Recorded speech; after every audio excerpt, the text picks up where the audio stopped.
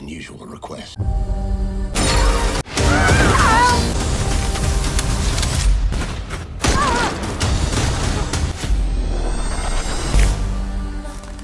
The movie instantly drops us into a remote, snow-covered house in Minnesota, where an elderly woman named Barb sits alone, heavy with sadness, in front of her husband's ashes.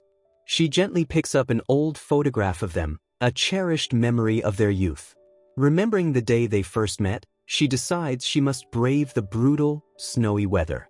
Barb carefully packs some vital necessities into her truck, places the treasured photo right on the dashboard, and sets out on the endless, snowy roads.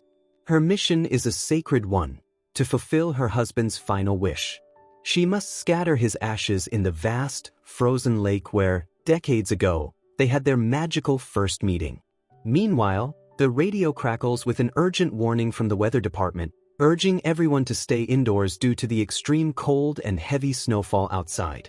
Barb continues driving, but soon the snow piles up, making it nearly impossible to see the road ahead.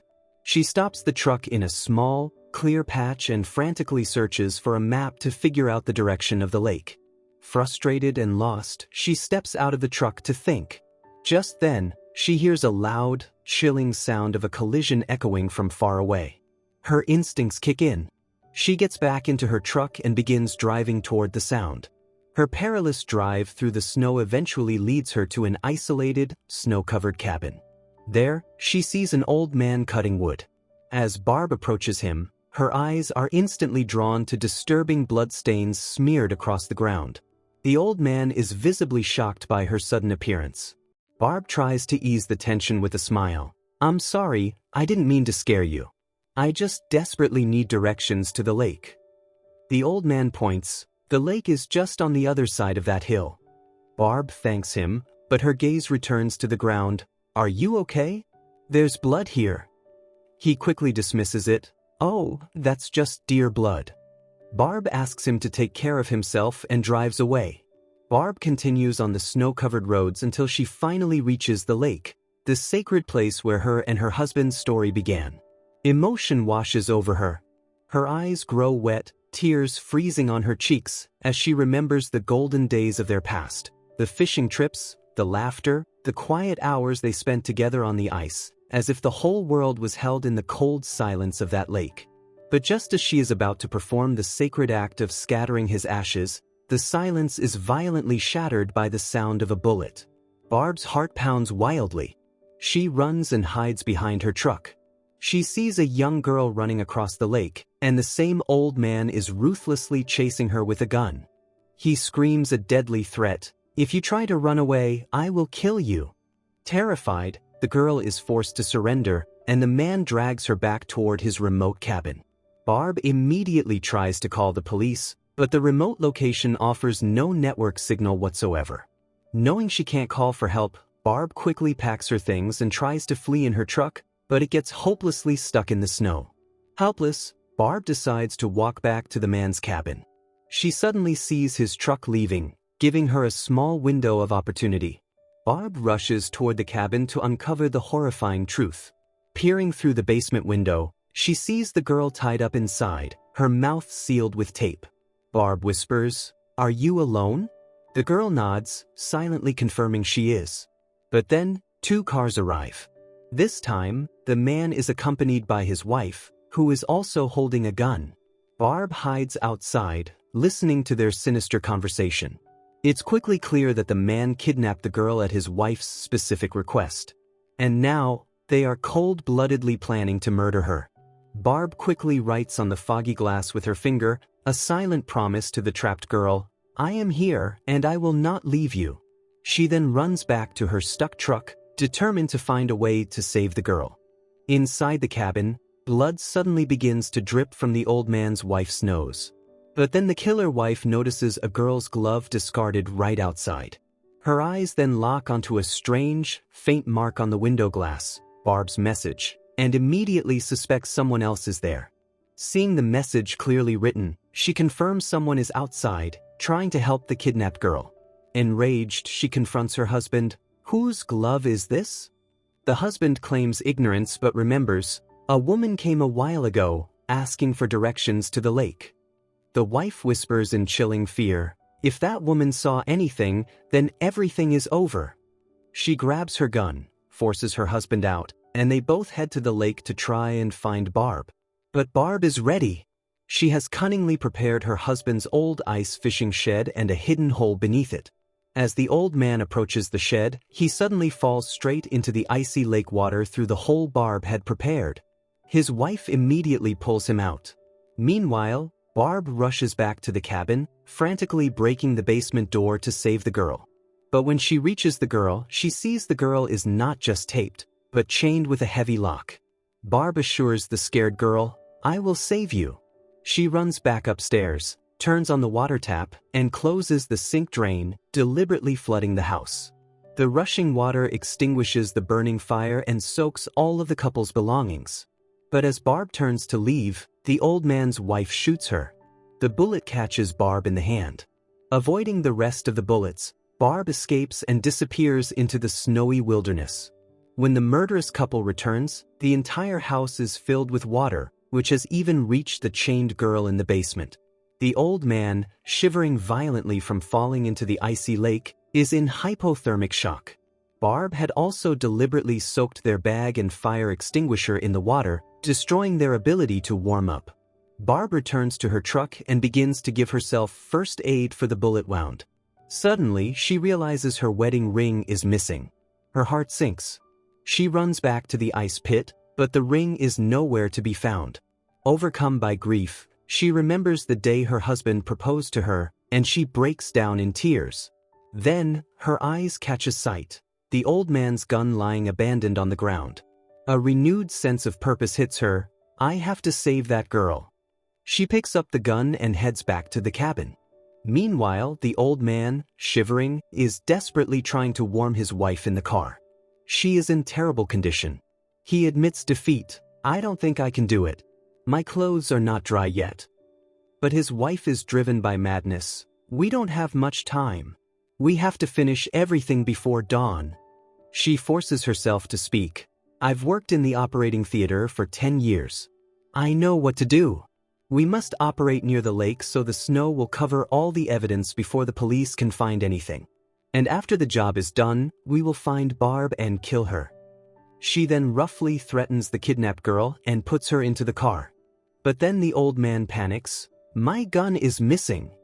His wife explodes in rage, slapping her husband and shouting, "Go to the lake and get everything ready." She takes the girl in her car and speeds away. The old man slowly drags the heavy luggage through the snow, reaching the lake to prepare the area for the murder. Barb watches him from a distance. Seeing a chance, Barb sneaks back into the cabin, but the girl is gone from the basement. Barb finds the old man's tools, meticulously removes the bullet from her hand, and heals herself. She then goes outside and breaks the old man's truck window. She manages to call for help using the truck's radio. "There are 2 people here who have kidnapped a girl. She is in grave danger. I am also injured." She tries to give the location, but the old man returns and brutally attacks her. In the ensuing struggle, Barb fights back, hitting his leg with an axe and then shooting him with his own gun. Wounded and broken, the old man finally confesses the truth. "My wife is sick, and she forced me to do all this." He reveals his wife chose that specific girl because the girl had attempted suicide before. The man breaks down, realizing his mistake, crying, "I am sick too. I just need a doctor." He hands Barb his ring, revealing he found it in the cabin. Barb trusts him. She tells him, "If you are a good person, drive to the nearest city and send the police. Then go to the hospital." He promises, gives her some bullets, and drives away. As the old man drives, his wife suddenly returns, screaming in fury, "Why did you leave the place?" The old man, walking on his bloody leg, explains he's injured and needs a doctor. His wife screams, "You should have asked me. You should have run away from me." Shivering, the old man pleads, "We should leave all this madness behind." But his wife refuses, "I can't let this chance slip away. We just have to reach the lake." He asks if she is truly sure there is a doctor there, desperately trying to persuade her that they can still fix things. But then his wife's nose starts bleeding profusely. She cries out, "If I leave here, I will die. You just want to get rid of me." And then, in a fit of psychotic rage, she shoots her own husband.